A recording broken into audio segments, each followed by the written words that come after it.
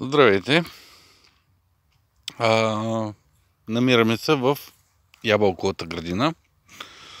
Доста време не бяхме правили никакви клипове, просто защото си имахме повече задачки, отколкото можем да поемем.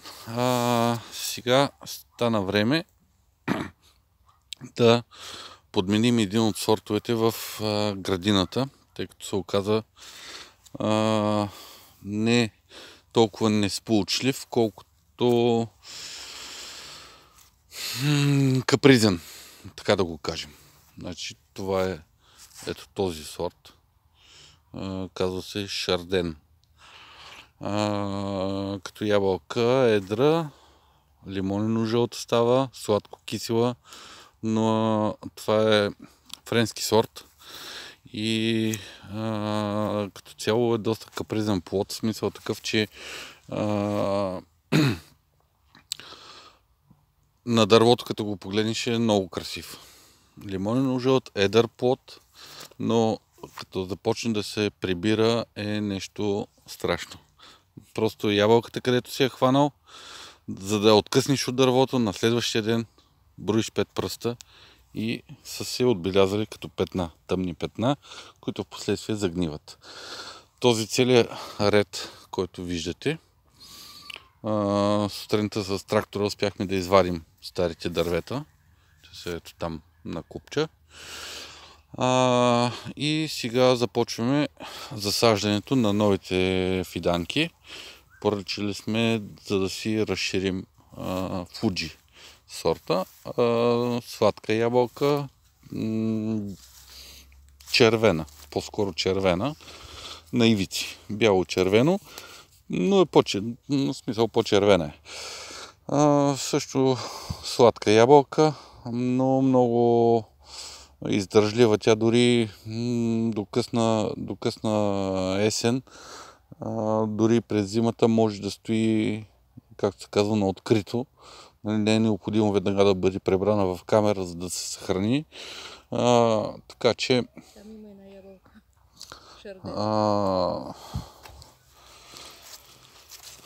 може да издържлив сорт е като цяло и е вкусен. Тук ми подсказаха, че има една забравена ябълка от брането. Значи за ето тази ябълка става въпрос. Красива. Тази явно е имала проблем. Всички са горе-долу този размер. В смисъл, нали, в ръката като я хвана. Виждате колко е едър плода, но е нетраен. Просто коричката е толкова нежна, че това нещо, като го хвана, за да го откъсна, утре просто е така, както съм я хванал, може да разберете кой от берачите е брал тази ябълка. Така че затова решихме да го подменим този сорт с Фуджи, който малко или много тук последните години набира и популярност. Клиентите си го търсят на пазара. И затова целият този ред го извадихме и сега започваме наново да насадим младите фиданки. Поръчали сме си ги. Ето ги. Това са от разсадник, сертифициран, защото ползвали сме и други дръвчета от този разсадник и проблема е, че поръчаш едно, а когато го засадиш и започнеш да береш, се оказва, че не е точно това, което си поръчал. Има го този проблем. От този разсадник, който ние ползваме, сме сигурни, защото това, което сме си поръчали, вече плододава и е наистина това, което сме поръчали. Започваме с изкопаването на дупката. Оформя се не голям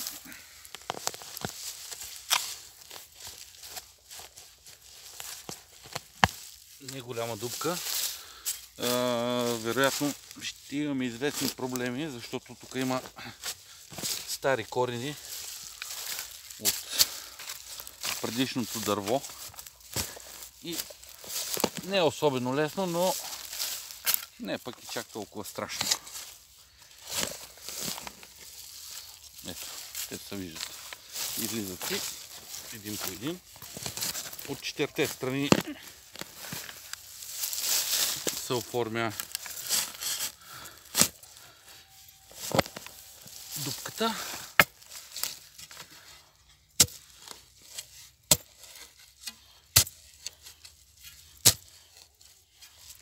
Да покажем готовата дупка. Добре, секунда.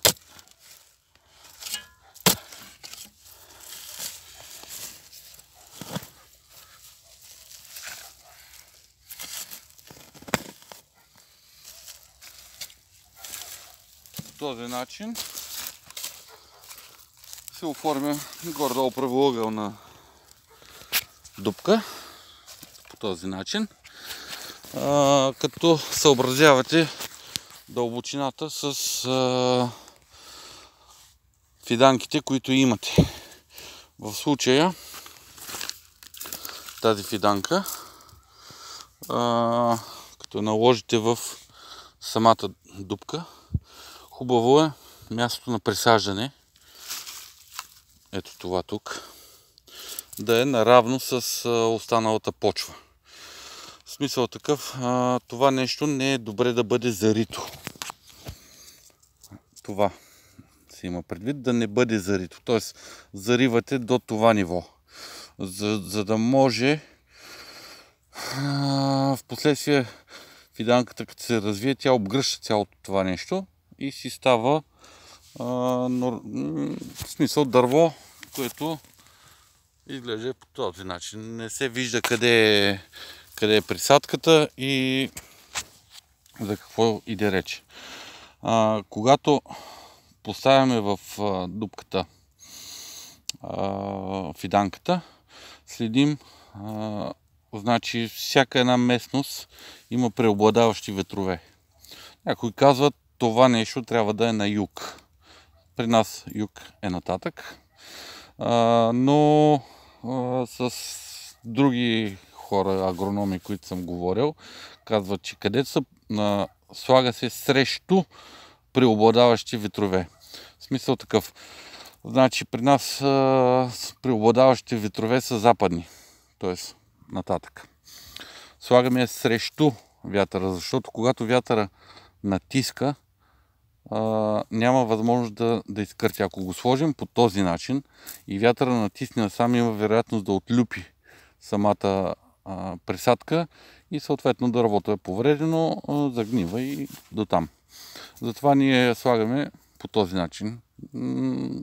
Нали, запазвам си правото някой да не е съгласен с мен, но по този начин вече над 10 години не сме имали проблеми с дърветата. Следващото нещо, виждате корените как са. Преди да се сложи в дупката, най-дългите и дебели корени се подкастрят малко. Нормална лозарска ножица, нищо сложно. Идеята на това нещо е, че когато е скъсен този корен, дебелия, самата фиданка започва да пуска ето тези младите коренчета, които са важни за прихващането на фиданката. Впоследствие те удебеляват и си стават като тези, но първоначално, за да стимулирате дървото да пусне ето такива корени, да се прехване по-бързо, тези дебелите се подкастят. Отделно е и по-удобно, защото като сложите в дупката, на смисъл по-лесно се наглася дървото, защото освен, че трябва да е в дупката, специално ние следим да е в ред. Тоест да не е едно наляво, едно надясно, да се получи линия, която в последствие, нали, ни пречи при следващи обработки, пръскания и така нататък. Дървото се поставя по този начин, както виждате, насочено на запад, срещу вятъра. Друго важно нещо, При засаждането, когато за първи път слагате фиданка, е добре дупката да бъде малко по-дълбока. В смисъл такъв. За да се прихване нормално, да има достатъчно храна самото дърво, слага се един пласт, виждате, и се затъпва, за да може корените да не са в въздуха. Да продължа с обяснението. Значи, когато дупката е по-дълбока, първо се слага лопата и половина оборски тор. Желателно е да е огнил. След това се слага малко пръст. В смисъл пръст, която да предпази корените от прекия досек с турта. Защото турта, колкото и дори и огнила, може да ги изгори.